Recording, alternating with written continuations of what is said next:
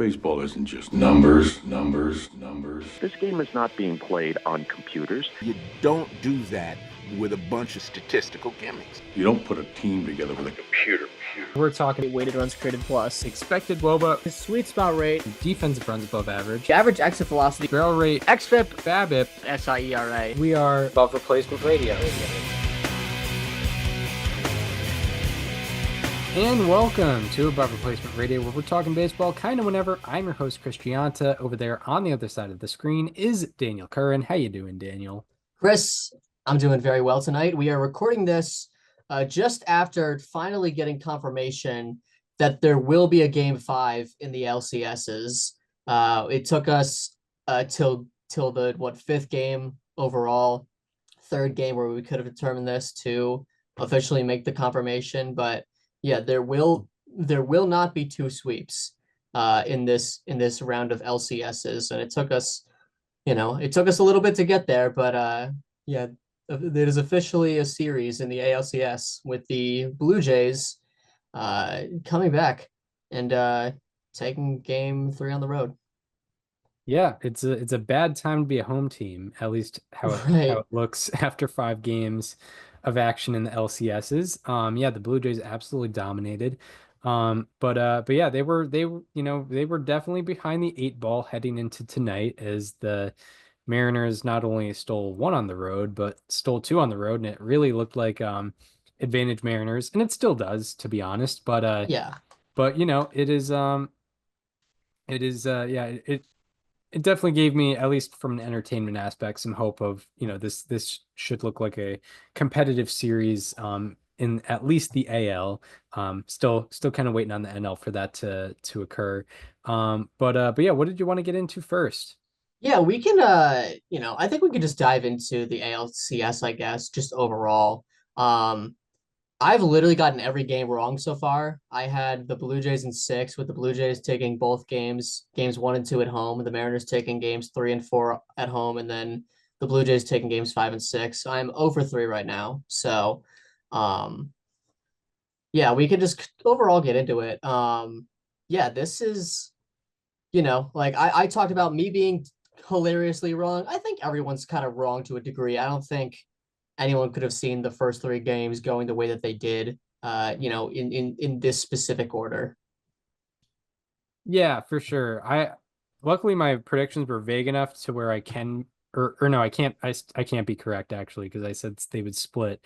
But you can't officially be incorrect. But I can't until the Blue Jays win a second game at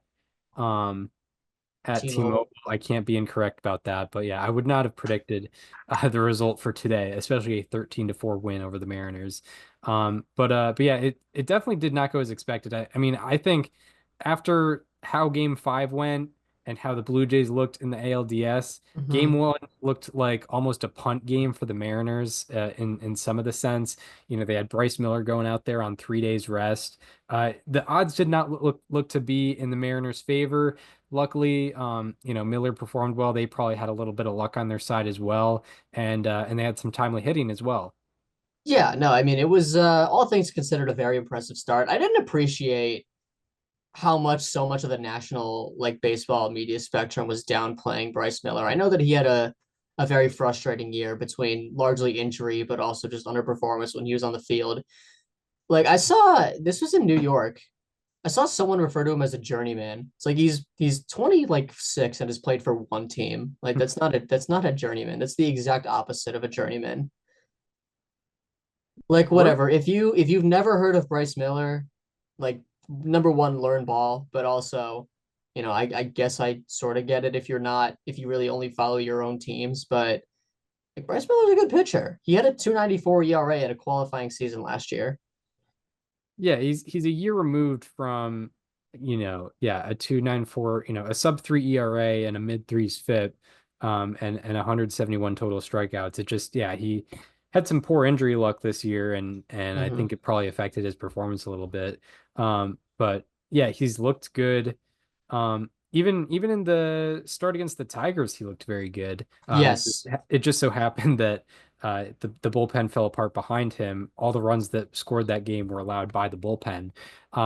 So yeah, that is that is strange. Or like, it's funny how people can like lose sight of a player's value after just a rough 17 starts instead of, a longer sample size. But yeah, because he was like when we went into the year, he was one of the horses we were talking about with this rotation of like, wow, they got, and they got Bryce Miller as a number 4 option. Like he'd be a number 1 or number 2 Yeah, in that Brian Wu was our rotation. 5 when we were evaluating this rotation at the beginning of the year. Yeah, right, exactly, exactly. So it is weird that he would get that sort of evaluation, but people like to play narratives, I guess. But yeah, he was great on 3 days rest, obviously. He pitched 6 innings, allowed 2 hits, 1 run, which was a first pitch home run to George Springer. 3 walks, 3 strikeouts. Not like the craziest outing, but definitely given the circumstances and given how taxed his pitching staff was. Dan Wilson, I believe, said after the game that the plan was for him to go 4 innings. So like that was a remarkable outing, all things considered. Yeah, he also despite being on 3 days rest, had tied for the highest average four-seam fastball velocity of his career in any game. So did not look like he was on 3 days rest. Yeah, right, absolutely. Yeah, he really kind of emptied it out there. Hopefully not too much for the Mariners' sake.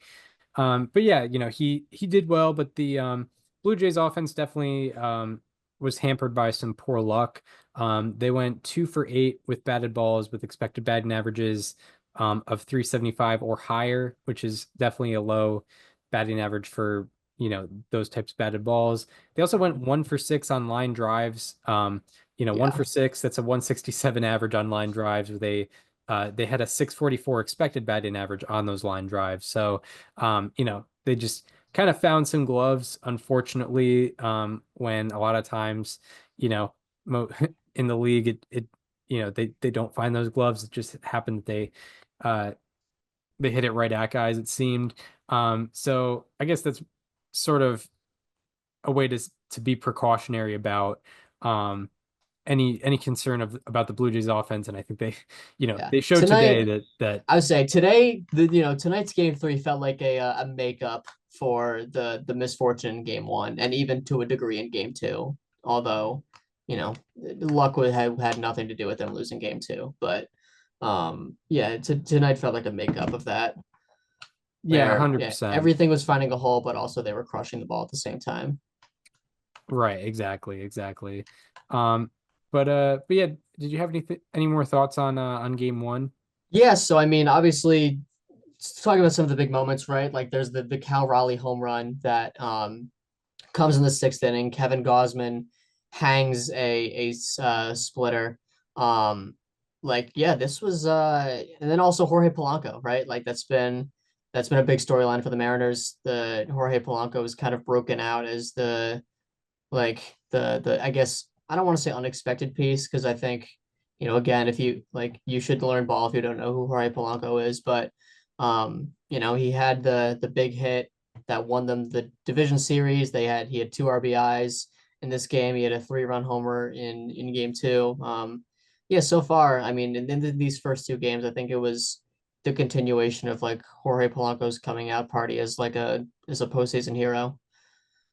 Yeah, absolutely. And yeah, Um, just kind of a very, very good story because, he spent a lot of his career in Minnesota and kind of petered out there a little bit, faced some injury troubles in the final 2 years, came to Seattle, faced that kind of, Seattle curse of just, going to the Mariners as a free agent and not working out in at least the first year. And then this year was unbelievable, had a 134 OPS plus, and now in the postseason, or yeah, his as far as total stats in the postseason entering this game, he had a 851 OPS and I believe hit a home run today too, so that's going to go up as well.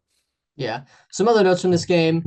Bryce Miller threw 27 pitches in the 1st inning. It wasn't just a Springer home run. He walked Nathan Lucas on a 12 pitch at bat.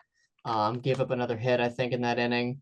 Actually, no, he didn't. Never mind. I think he had another walk in that inning, but he had a very rough 1st inning, although only, escaped with only 1 run allowed. And then between Miller, Spire, Brash, and Munoz, 73 pitches thrown by Mariners pitchers in innings 2 through 9, which is very impressive. 100 pitches total. The Blue Jays finished the game by going 0 for 23 from the second inning on with 1 walk. They had a 172 expected batting average and a 192 expected weighted on base average from innings 1 through 9. So like there definitely was some misfortune in there, but also, most of the time the Blue Jays just weren't really doing themselves too many favors offensively. Yeah. I mean, definitely faced some misfortune, but they weren't necessarily supposed to perform well from the second inning on based on those numbers. Um, but yeah, I think that was coming out of that game, it really felt like there was such a um, if you're kind of on the Mariners side or pulling for the Mariners, there was such a wave of optimism after that game.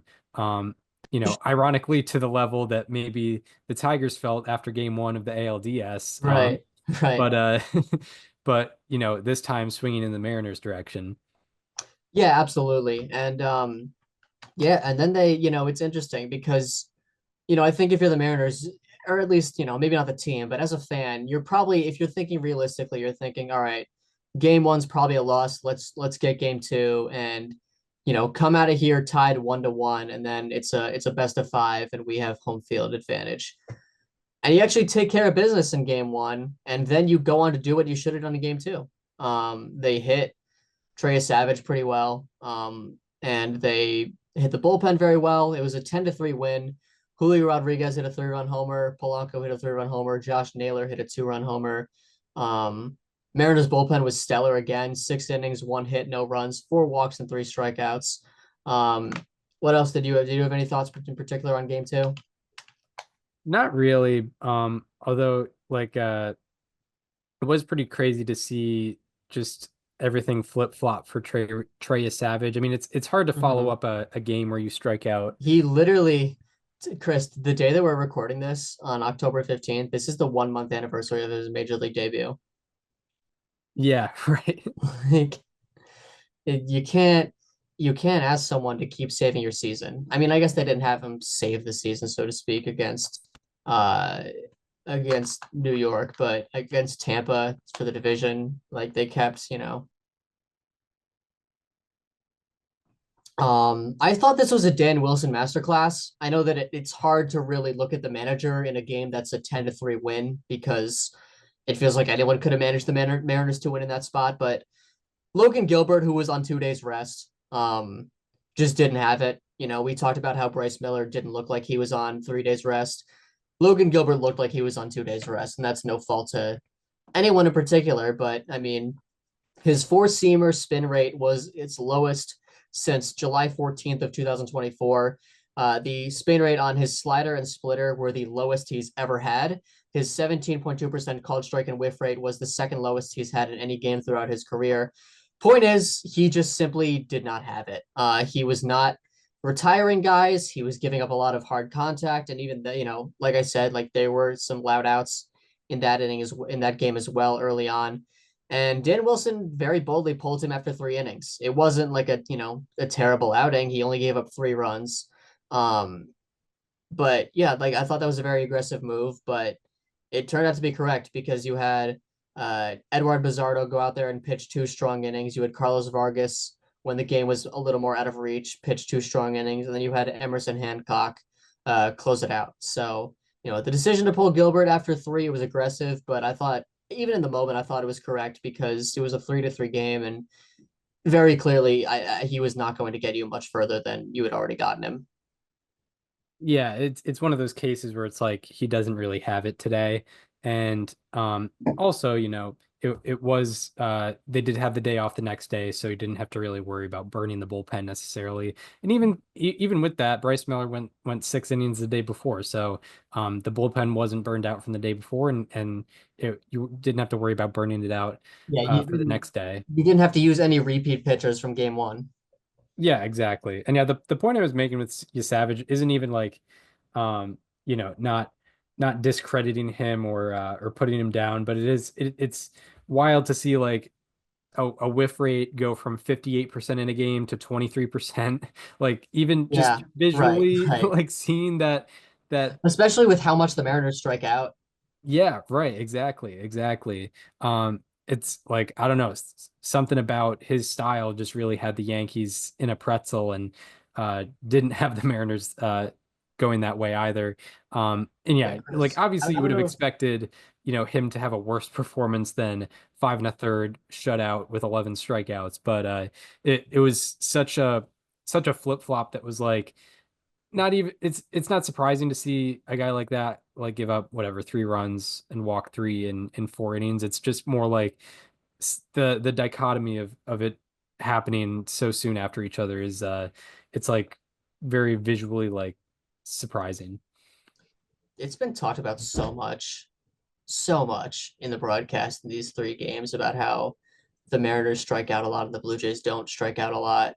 Uh, and it was very funny seeing just obviously tonight was very different, but like the lopsidedness of those first two games while John Smoltz was trying to push this narrative to death. Yeah, I'm like I've been for a while like I'm a huge like just not even sports related, but big podcast fan. I listen to a lot of podcasts, and I typically don't listen to broadcasts, to be Oh, completely dude, it's been honest. talked about at nauseum every single game. And But it's like the Blue Jay, it's like, yes, the Blue Jays not striking out is very good, obviously. Like I thought it was pretty clearly a fluke that they got 2 hits in game one and they had 4 hits in game two. Like things were going to balance out and they had 18 tonight. But like they also like Mike Petriello wrote a really good article about how the Blue Jays added bat speed as a team like midway through the season. And that's like when they started ramping up wins. And they had a low strikeout rate last year and they finished last in the AL East. Like it's right. people try to make it so it's such a narrow and non like nuanced thing, and it's like no, there's so much more to this. Yeah, so like I was watching I've watched a couple like innings on for whatever reason the circumstances I was watching on my phone and like had the audio on and it's so striking like actually hearing John Smoltz talk because it's almost like just the takes of you know demeaning the modern game are like magnets, and he's always pushing himself toward the magnet of like preaching small ball, even as someone who struck out over 3,000 batters himself. Right. Like like it seems like he's just in a wall of magnets to it's tough because push narratives. it's tough because like, and I've criticized John Smoltz as a broadcaster a lot on this program. I do think he's good at talking about pitching, and it makes sense, right? He was a pitcher. He's a Hall of Fame pitcher. Like I do think he is very insightful when he talks about, why this sequence happened and what that looks like as a hitter. But like anytime he talks about anything else from an analytical standpoint, it is just so like horrifically wrong. I'm like, oh my God, like what what is going on? Right, yeah, exactly. Even when he brings up the catcher, I don't think I've ever heard. I think like 90% of the time I've heard a broadcaster talk about the catcher down on one knee stuff. It's John Smoltz criticizing it, even though everything he says is like the data says the complete opposite.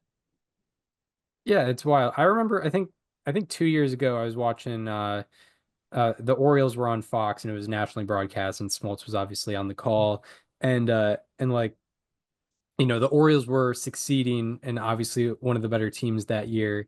And they didn't have necessarily a whole lot of home run hitters, but I think like Gunnar Henderson hit like a RBI single or something, and Smoltz was like, this isn't launch angle. This is just getting hits. And I looked up and the Orioles had the fourth highest launch angle in all of baseball at the time. But it's also, what do you mean this isn't launch angle? What are you talking about? Like that's the problem. Every It's like like no the one RBI single, it had a launch angle. no one bothers to ask him or anybody who says these things a single question to hold them to account. There's no discussion about it. It's like, yep, that's what it is. It's Yeah, what are you talking about, people dude? don't, yeah, people don't bother to understand things,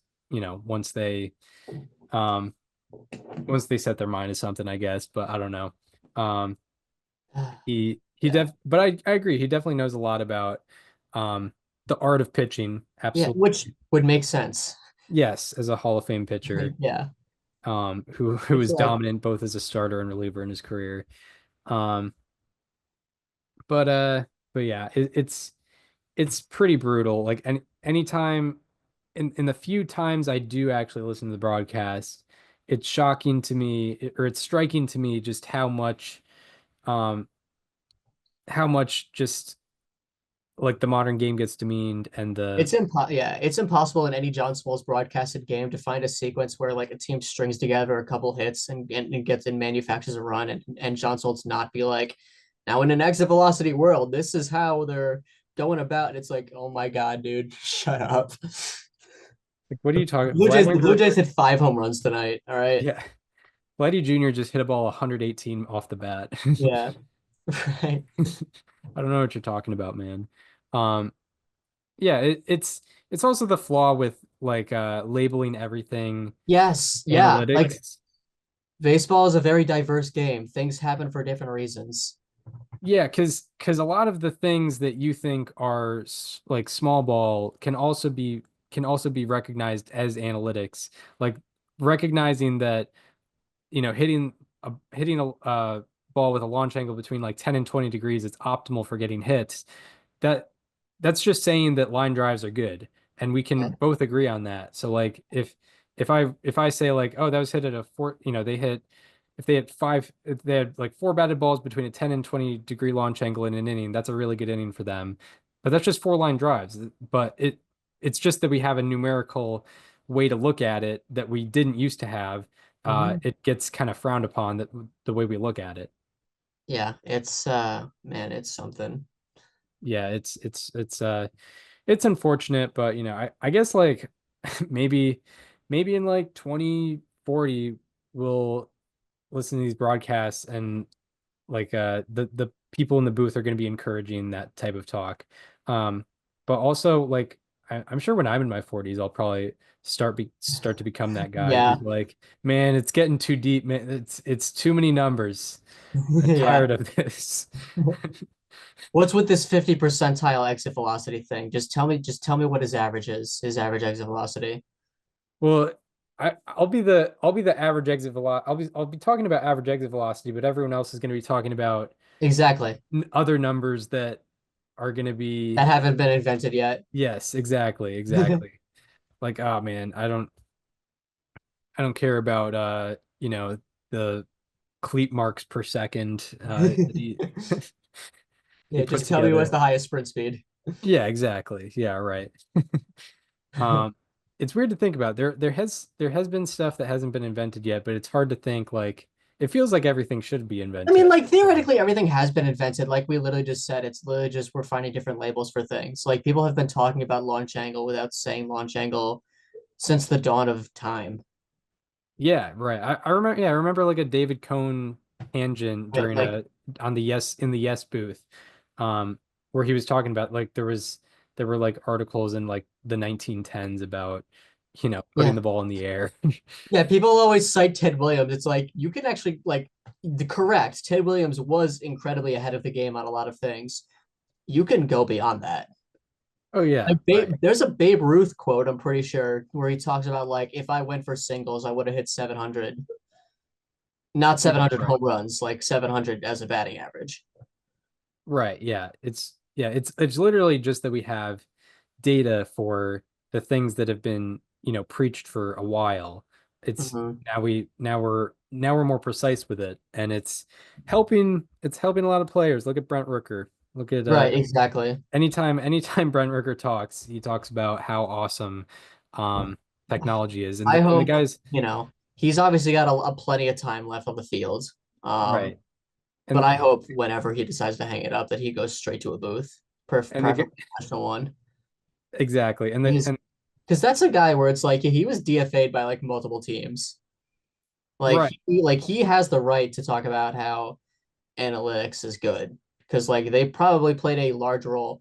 Like even and we'll get to the Dodgers series, but like Yoshinobu Yamamoto was signed for so much because the Dodgers have like modeling and they are able to project what his pitches are going to look like and how they can fine tune certain things. And like there's the, if you've been on Twitter, if you've been on baseball Twitter as of late, you've probably seen the resurfaced Josh Reddick tweet where he's asking why would you give a guy $325 million before throwing a single pitch in Major League Baseball? And it's like, well, it's like one, we just saw why. Two, because the Dodgers were able to project what their vision is for him, and that vision has come to life.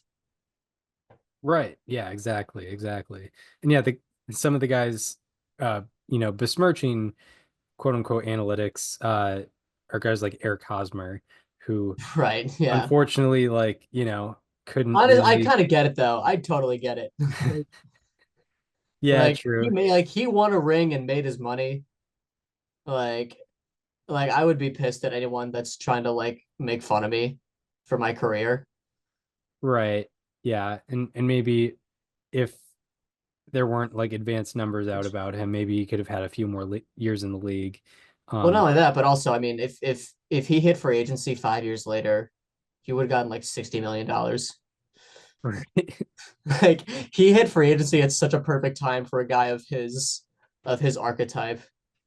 Yeah, exactly. Like we are like he was not far removed from a time period where he would have gotten like 7 bones Yeah, right. like Um, free agency. yeah, I mean he did have a 351 BABIP in his contract year Yeah, as a guy who probably hit a decent amount of ground balls that year. We do have the data. We do have the data for that. we do. I'm sure it was over 50%. Um, it might actually have been a good year for Also, just as a first baseman too. Like um nobody wanted Pete Alonso in free agency last year. yeah, right. 56% Yeah, ground ball rate yeah, is and he got 8 years. yeah, he got 8 years and Or was it like 144 208? million. Yeah, yeah, Crazy. Um, yeah. I'd be anti-analytics too if I made that much money doing the exact opposite of what it says you should do, before everyone caught up to that.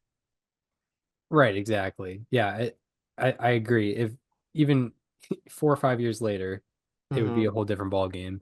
Um, but yeah, I mean, I guess we should talk about game three. And we talked a lot about the two games the Mariners won, but the Blue Jays came out firing tonight. Like this was, after the Julio home run in the first inning, it felt like maybe we were just gonna watch a repeat of games 1 and 2, but they completely flipped the script. Shane Bieber was great.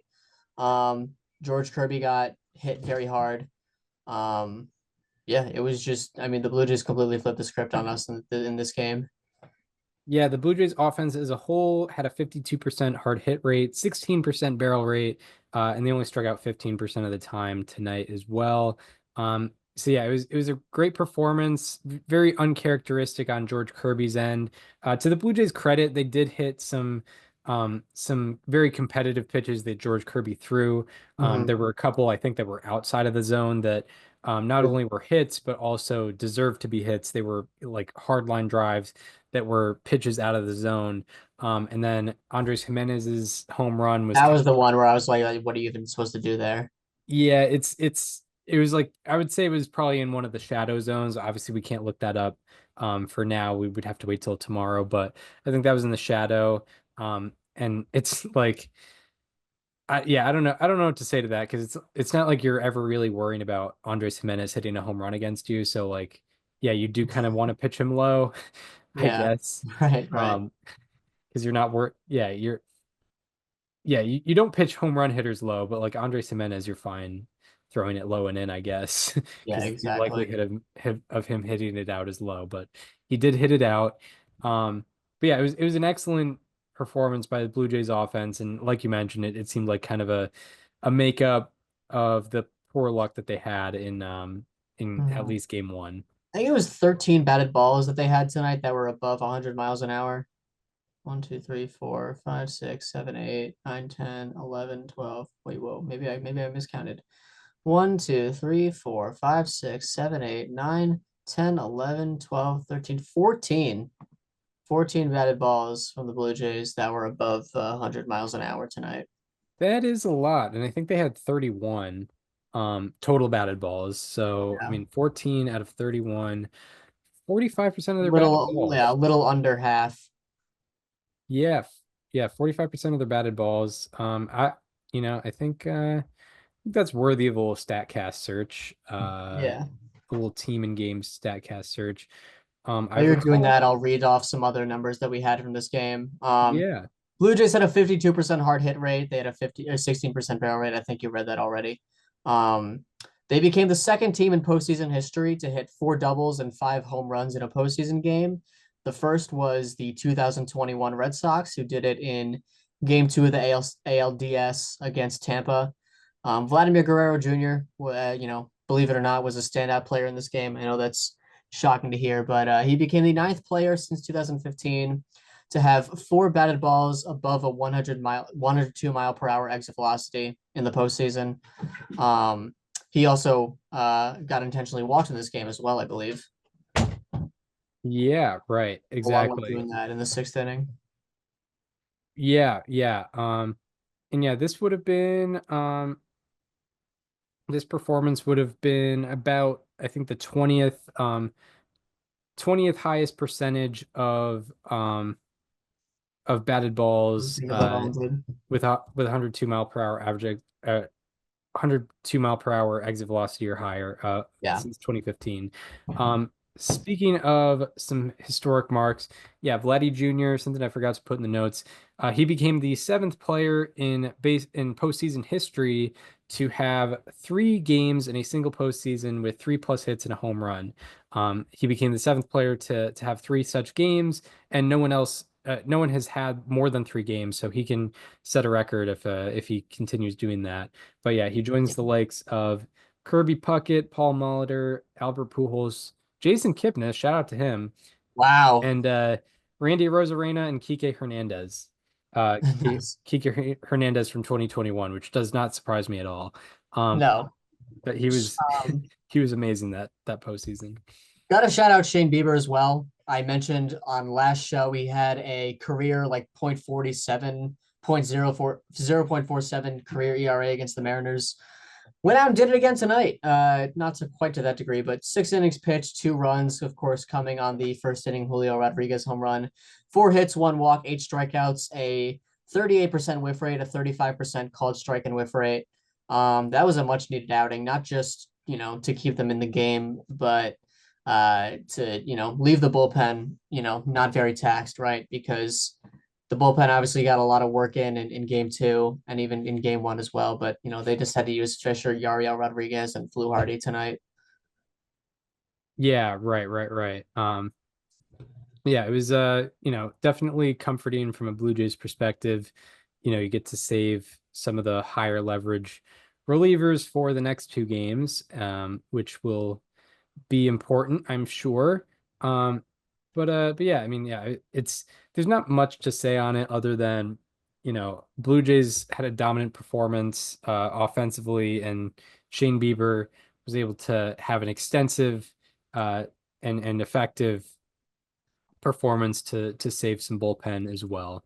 I think that's kind of those are the takeaways from all that. I'm curious how many teams have gotten 18 hits in a postseason game. That feels like a lot. Yeah, especially a 9 inning postseason Right. game. Yeah. With no extra innings.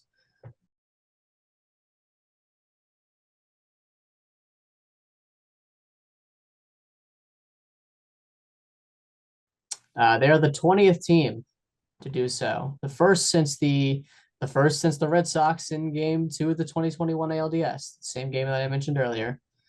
Yes, that was yeah, this game reminded me a lot of that. Yeah.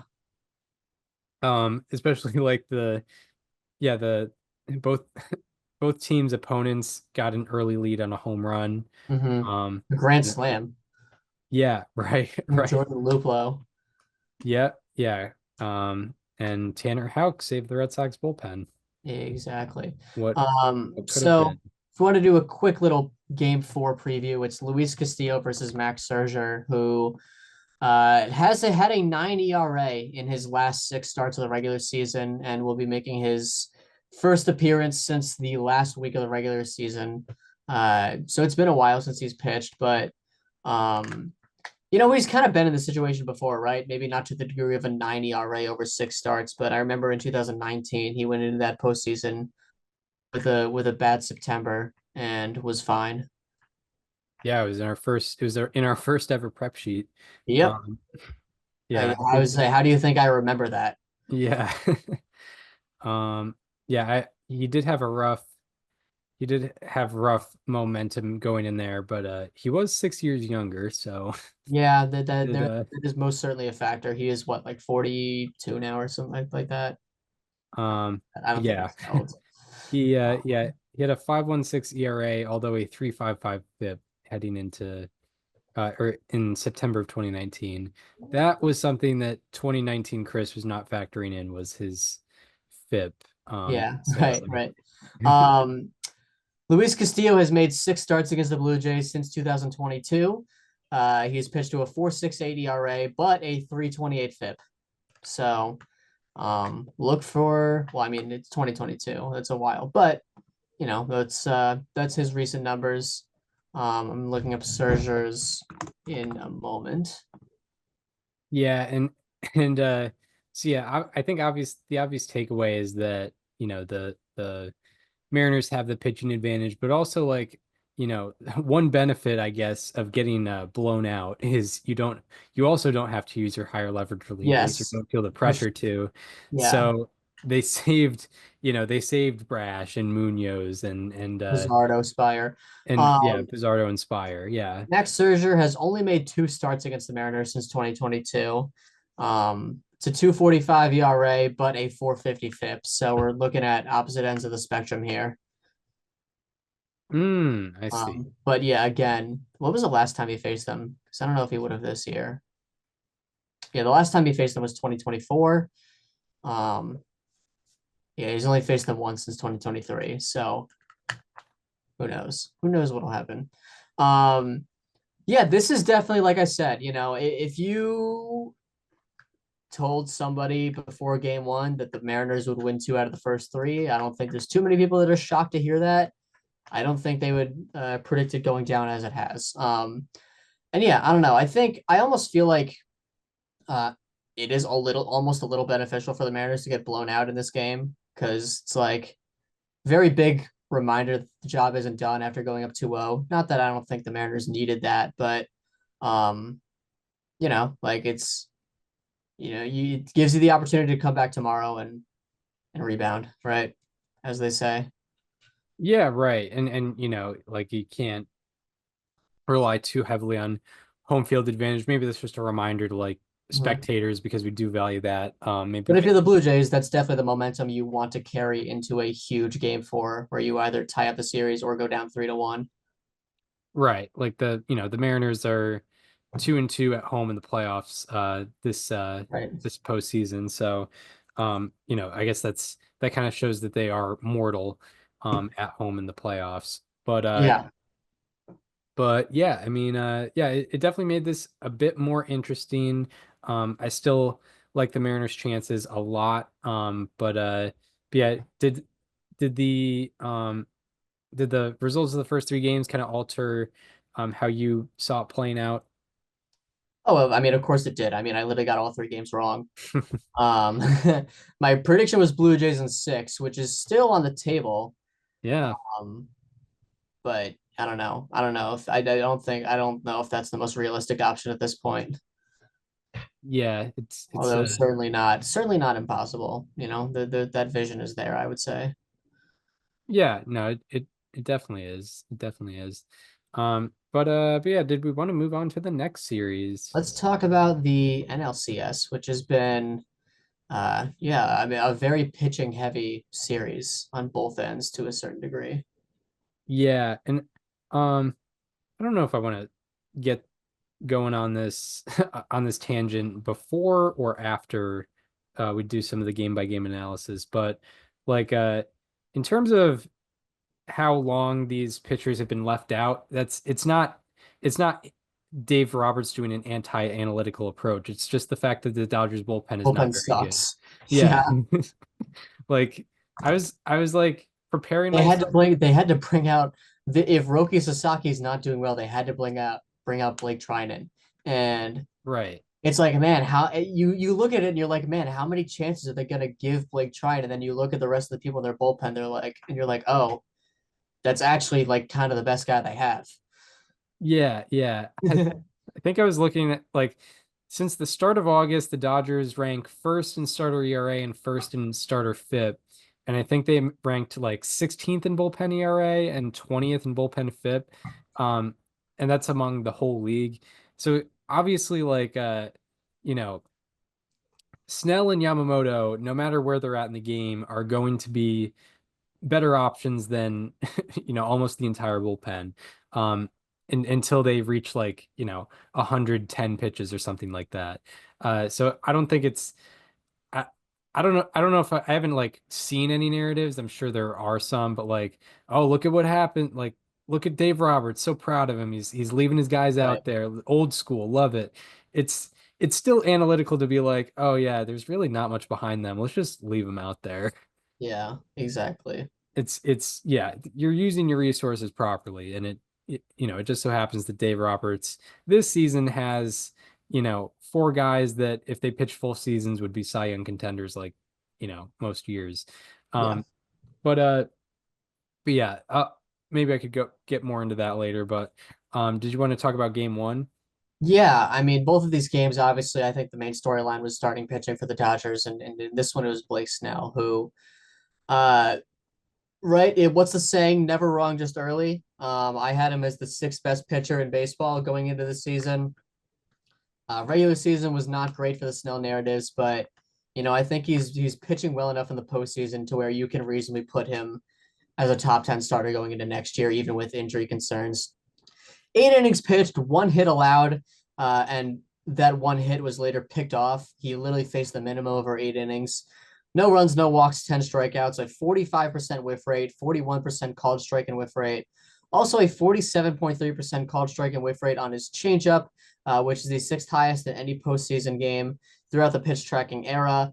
One of the 5 games that he trails is literally himself in 2025 wildcard game one against the Reds. A 78.4 mile per hour average exit velocity in this game, which was tied for the fourth lowest among the 723 games since 2015, with at least 10 batted balls allowed. Very, very impressive start from Blake Snell.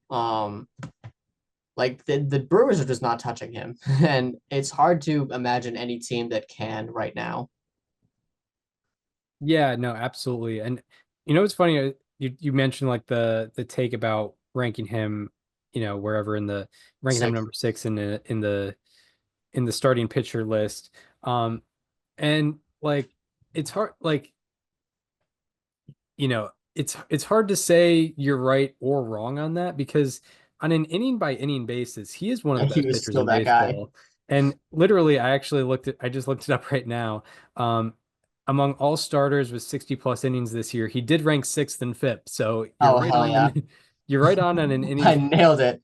inning per inning basis. But Yeah. obviously there's more to it than that. But yeah, it makes it tough to rank the guy because you don't know how many innings he's going to pitch. But you're going to feel like a fool if he goes out and throws 190 innings next year and you don't rank him, because he's probably going to, be absolutely excellent, because that's what he's been over the last, I'd say 4 years.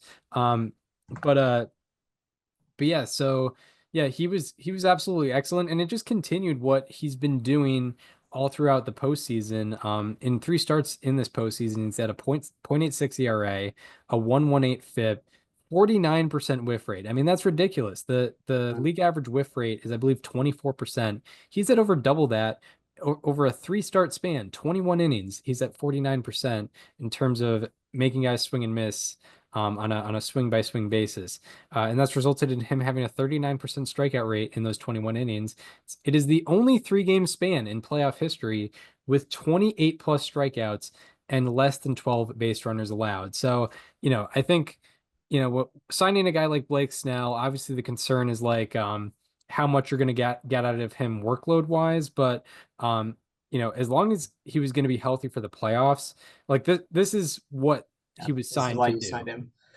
Uh, one of the big things about Snell, and this is obviously kind of the classic trope with him, is like, yeah, nobody's going to hit him, but he's also not really going to be able to find the zone. He's going to walk guys, and he even did this year. Like he had a 10% walk rate this year. He really isn't walking guys in the postseason, and to that point, uh, if you look at every start he's made since 2023, regular season and postseason, game one of the NLCS and game one of the wild card are both top six in terms of his highest in zone rate in any game since 2023. Like he's actually pounding the zone to a much larger degree than he normally does. Not to a crazy degree. It's still under 50% in both games, but um, like he's keeping it in the zone, but also, the stuff is still there. The command is still there. He's getting chases, he's getting whiffs. Like he's really becoming the best version of himself in these playoffs. Yeah, and not that he deserves the most credit for this, but like shout out to Dave Roberts. He had, he couldn't have gone wrong with what his number one starter was going to be for the Yeah. postseason. And he went with the right guy. I mean, Snell has obviously been the best pitcher not only for the Dodgers this postseason, but in the whole league this postseason. Mhm. Um, but yeah, it's been pretty absurd to see what he's done. And yeah, it's a great point you bring up with the in zone rate. It's not like he's been, your prototype, He's not George Kirby out there. yeah, right. Maybe not the best night to say that, but Yeah. But he historically is not like the with pinpoint control. But relative for him, he's been in more control than he has been for most of his recent years. Um, but yeah, he was absolutely excellent, and the game also featured one of the craziest plays we've ever witnessed as baseball yeah. fans. Yeah, so this is you've probably seen the clip. I don't know, did you watch this live, Chris? Um, no, I was watching from behind. Okay. I had a Like slow pitch softball doubleheader that nice. night. Nice. Was there an eight by any chance? Was there an 8-6-2 double play with two force outs by the catcher in your slow pitch softball games? No, No, really. we do not. None of us have the skill to pull that off. It's a classic trope in baseball to say like it's a sport where you could watch it your whole life and you could see something you've never seen. Nobody has ever seen that at any level of baseball in their lives. It was Max Muncy comes up with the bases loaded and nobody out, or excuse me, and one out. And he hits a ball to dead center field, 404 feet. Sal Frelick, tremendous defender out there for the Brewers, robs the grand slam, doesn't catch the ball, but, at least keeps it in the park. It hits off the wall. He catches it off the wall. And there was like a brief pause where you thought maybe he may have caught it on the ricochet, but it ultimately was in play. Both him and Joey Ortiz and William Contreras all had the situational awareness to realize that the force play was on, and Teoscar Hernandez like tagged and then went back and tagged again. And they ended up getting the force out at home, and all the runners thought it was a catch, so they all stayed at their respective bases. To which William Contreras ran to third to get the second force out to end the inning.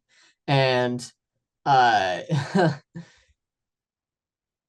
first of all, I don't understand how so few baseball players realize you can just tag on contact. Like even if it's bobbled and they catch the ball, you don't have to wait till it's caught. It's literally just first contact. Like all that could have been prevented if Teoscar just went on the contact. Yeah, honestly, I didn't know that either. So You didn't know that?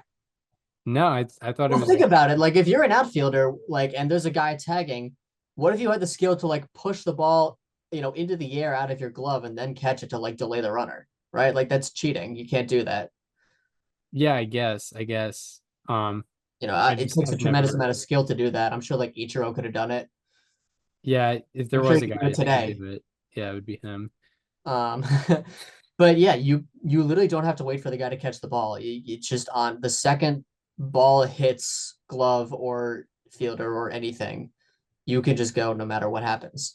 And if Teoscar had just done that, he would have been safe at home. But like I feel like we all had the same like experience of watching that play for the first time, where like it was slowly coming to us that like, oh my god, that is a double play. Like that's a force out, and that's how it is. Like I don't know what your experience was, but I kind of was like going through the motions of like being like, okay, so hold on, so that ball wasn't caught, and that force play was on, and he was out, and oh my god, that's a double play, and they're gonna get out of this with no runs.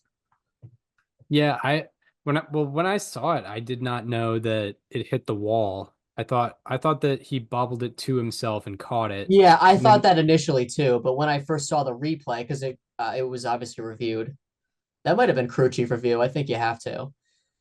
yeah, right.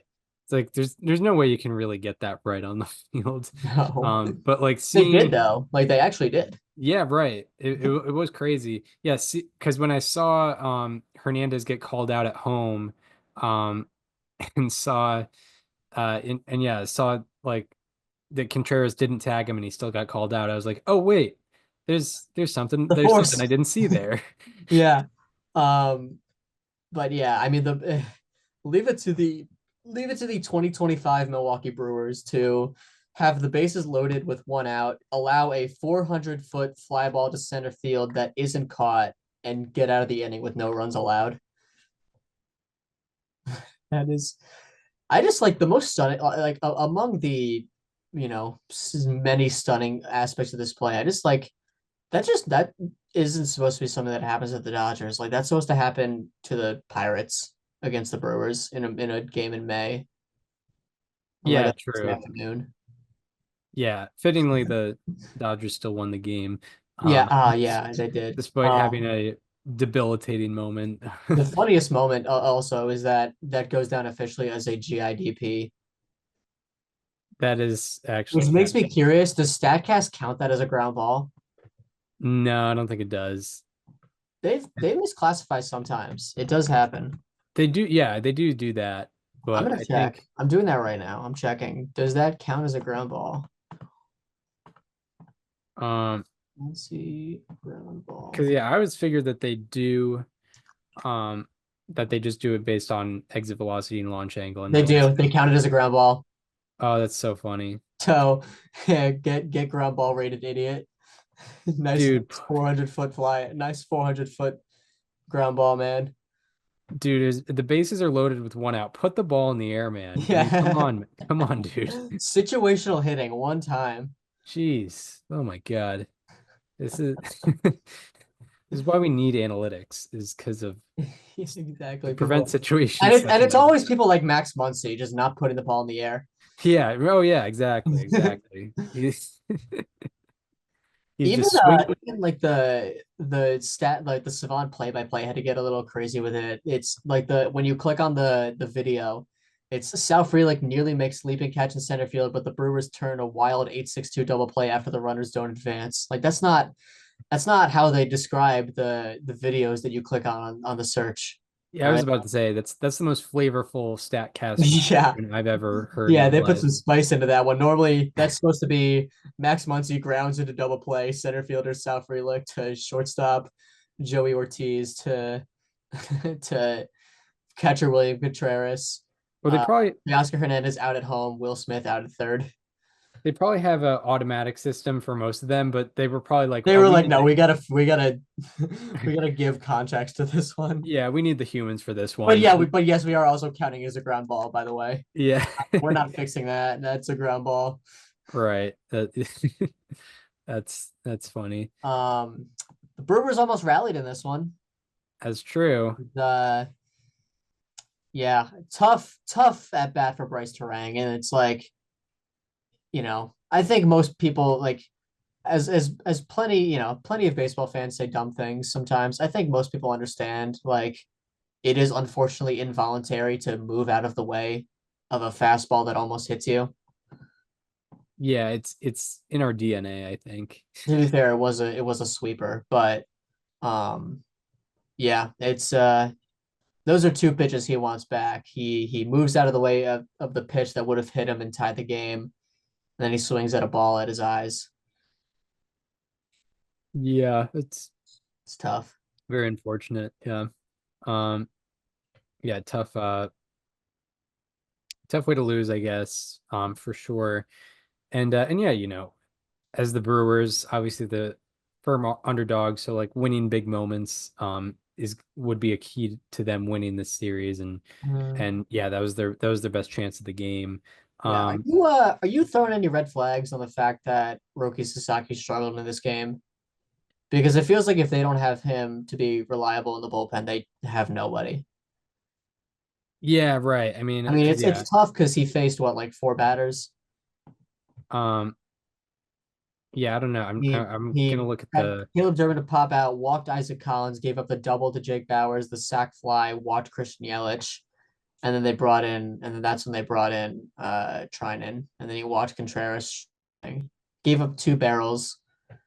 Uh, I don't think he got oh no, he got two whiffs. Okay. yeah. I'm looking at the numbers. I mean, like in terms of what his pitches looked like, I think It it was seemed like fine. they were fine. Like Yeah. average 99.3 on the fastball. Like maybe just some poor location on his end, and um He given how averaged more than he's 90. Oh, I think he averaged more than 95.3 on the fastball. 99.3. I'm seeing 98. On Talking about Monday. Roki in game one. Oh wait, he maxed out at 99.3. My Yeah. bad. Yeah, he averaged 98.0 Yeah, on the four that's seamer. Um, yeah, I don't know. I mean, because yeah, he has had injury troubles this year, obviously. Um, but yeah, it's tough because you know, I see the Dodgers at such a advantage over anyone left in the field here, in terms of rosters and just teams that they would potentially go against with, Brewers and then potentially the Blue Jays or Mariners. I thought the Phillies had the best chance of knocking them out. And the Dodgers won that series in 4 games. So one reliever, like obviously it would make a difference, but I don't think it would be enough to make me think that they would lose and not win the World Series.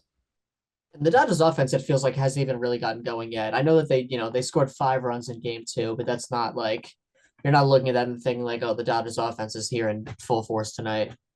Like Otani is hitting 147 in the playoffs with a sub 600 OPS. Yeah, that is that is a thing, and it's like yeah, there's no narrative on it necessarily because quite simply the Dodgers just keep winning no matter what.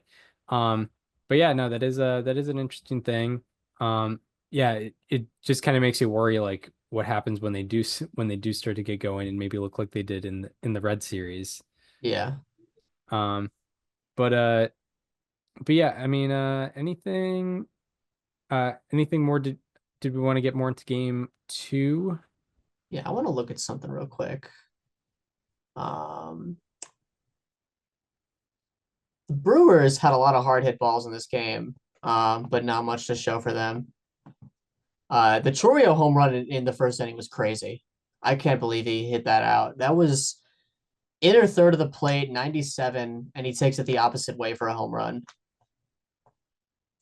Yeah, that is a It very goes down technically as game day zone 8, which is annoying. They count it as center low in the strike zone. It was inside. Look at the pitch. yeah, right, absolutely. Um, but I want to see what the Brewers numbers were in this game on hard hit balls. Yeah, because they did have a 234 expected batting average, which is not super high, but considering that they only had 3 hits, Exactly. they definitely did get a bit unlucky because, I mean, yeah, 234 expected batting average when they had probably, I don't know, 20 something, maybe 30 at bats, Mhm. then you probably expect maybe 2 more hits, 3 more hits out of that, um, potentially. than what you got. 14th. Yesterday was the 14th. All right, I almost got this. The Brewers hit 182 with a 436 expected batting average on hard hit balls. They slugged 455 with a 769 expected slugging. Yeah. That is yeah, that's tough. How many what was their actual like hits and at bats? It was 182, then that's what like I don't even know. I can't do quick math in my head. I don't know who am I kidding. They went 2 for 11. 2 for 11. 2 for 11 on hard hit balls. Yeah, Yeah. that is very low. That is pretty poor luck, Yeah, or unfortunately. poor luck. Although not to take too much away from Yoshinobu Yamamoto, who was fantastic in game 2. Yeah, if you get, as the notes have it here, that you put down, more than half the batted balls he allowed had negative launch angles. Those are low probability. Yes. Um, those are, fairly non-competitive batted balls that are usually hit. So that definitely played to his advantage. Like, exit velocity, the higher it is, the hit probability is always going to be higher, but it is better to have a softer line drive than a harder ground ball most of the time. Yeah.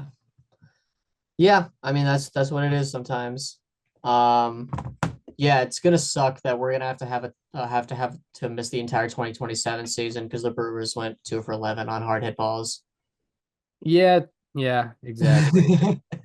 Because if people don't get the joke, maybe I can explain it. The CBA is set to end, the MLB CBA is set to end after 2026.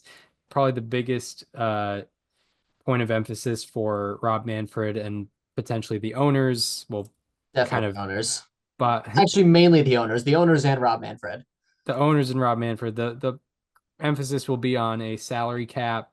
The players are not going to want that for obvious reasons. That means they It's would get paid less. worth noting, not the first time the league has tried this. Large part of the reason why 94 happened is because the league tried to implement a salary cap. Yep. And that's why there was never a World Series champion crown that year. But yeah, so the joke is that the one shot that the mid-market team has to defeat the ultimate superpower in the Dodgers, um, they've not capitalized, and that will cause a major strike. That in a butterfly effect, it will cause a strike in 2027 most likely. Yeah. Well, Um, lockout. a lockout, yes. Very different Yeah. things. Hopefully that, I mean, we'll see what happens. I don't know. I don't want to talk CBA. We still got over a year, even though I'm the one that brought it up. Yeah. But yeah, the Brewers, 13 out of 24 batted balls had negative launch angles. That's a 54.2% rate. That is the fifth highest among these 735 teams with at least 20 batted balls in a postseason game in the StatCast era. So, obviously a lot of misfortune, but they definitely weren't doing themselves too many favors with where they were hitting the ball.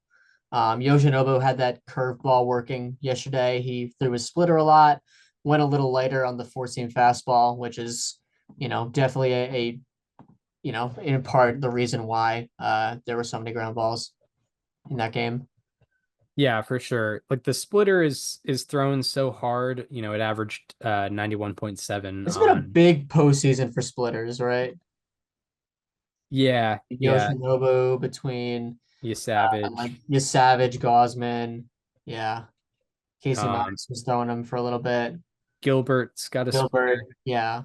Gilbert, Um, yeah, he threw it 91.7, so like that splitter can sometimes act as a sinker, and I don't have the data on it, but I think it did have it caused some ground, I'm sure it caused some ground balls, throwing it as hard as he did.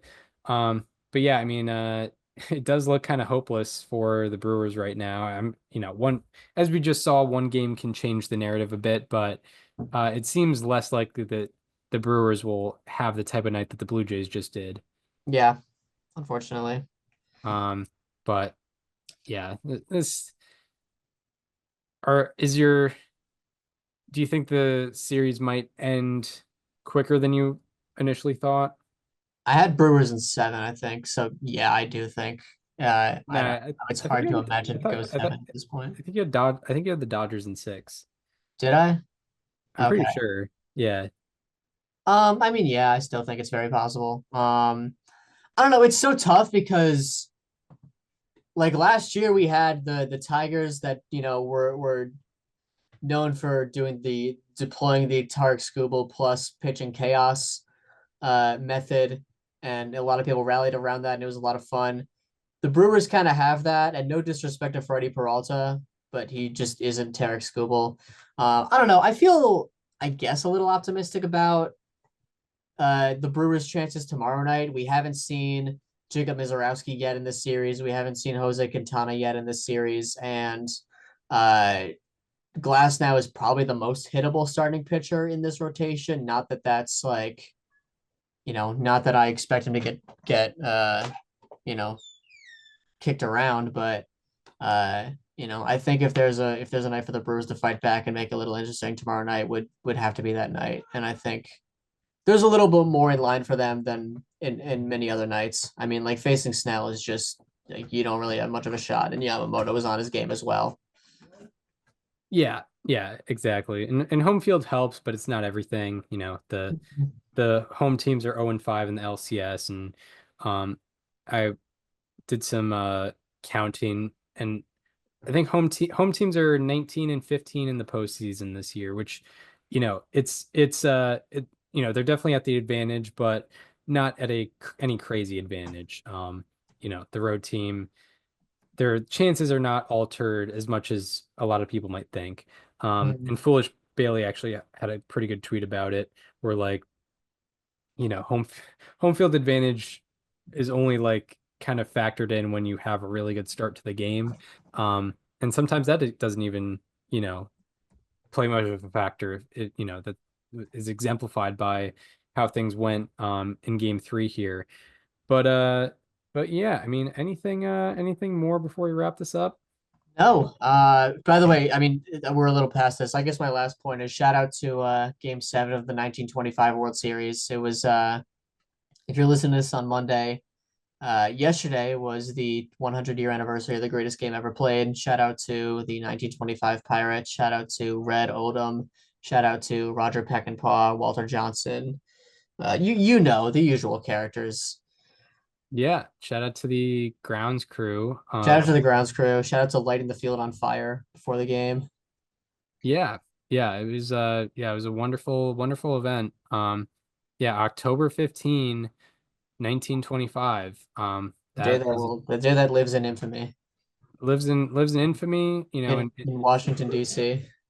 yeah, in Washington D.C., Not because of all any the like federal, not when everyone talks about that bad day in DC in the 20s, they're talking about, well, I guess to be fair, the real one was in New York, right? um in the 20s, The Great Depression. stock market crash would have I been, guess that's more New York than DC, right? yeah. But Um I'm sure it was not a great day in DC either when the stock market crashed. yeah, no, I don't think any part of America was necessarily, Yeah. uh doing too great. No. But but yeah, no, today that lives in infamy for sure. I know, I live about 2 hours from DC. People were mourning today, Hmm. that day that the It's like how the Pirates like the how Pirates fans gather every year on the anniversary of the Mazeroski home run and they like listen to the radio call of that game. yeah, right. There's a similar event for the 1925 World Series in DC. Yeah. Shout out to Theo in the background, Yeah. kind of going off. Being an agent of chaos. He's been trying Yeah. to grab at the Barry Bonds baseball reference page flag recently, and that's where I have to draw the line Yeah, now. exactly. We can't be Yeah. doing that. I had to put my camera bag on my dresser to like try to block his access to it. He just knocked it off the drawer. So yeah, he's finding his way around things, unfortunately. Right, right. Tough. But but uh but yeah, I mean, Yeah, October 15, 1925 was a big day. Yeah. You know, a day that I'm sure Roger Peckinpah doesn't want to remember. You know, that Walter Johnson doesn't want to remember, but you know, they got their prize the year before, in their own exciting way. They won the World Series via walk-off. There was a nice string of World Series from 1924 to 24 to 20. 1927. Yeah. I figure I'd do this at the end of the episode. 24 was won on a walk-off, I think in a game 7. Yes. 25, I don't know if it was a walk-off, but it was, you know, all the hoopla going on there. 26 ended Babe on Ruth getting caught stealing second. Babe Ruth getting caught stealing second. And although the 1927 World Series finished in 4 games, it was won on a walk-off wild pitch. So that is that's some history for you. Hope you enjoyed it. And yeah, hope you enjoyed this episode. This installment of Above Replacement Radio here. We hope you enjoyed it. If you're listening on Apple Podcasts, Spotify, want to watch the conversation as it happens, go to the YouTube channel. It is called Above Replacement Radio. Feel free to check out the guest playlist with Matt Brash, who's been killing it in the postseason. Yeah. Also Jeff Passan, Chris Rose, Foolish Bailey, Sarah Langs, Mike Petriello, Mark Simon 4 times. I feel like we've snuck in some 1925 World Series stuff with him in at least a couple of those guest appearances. So if you want to hear more about that, go to the guest playlist interview and listen to Mark Simon. And yeah, follow us on social media. Follow me on Twitter at Chris_Gianta. Follow Daniel on both Twitter and Instagram at Daniel_Curran, and follow the show Instagram at Above Replacement Radio for all the show needs. We hope you enjoyed this one, and we hope to see you next time, where we will be recapping the conclusion of the LCSs and previewing the World Series, the Fall Classic. We will see you then. This conversation is is over. over.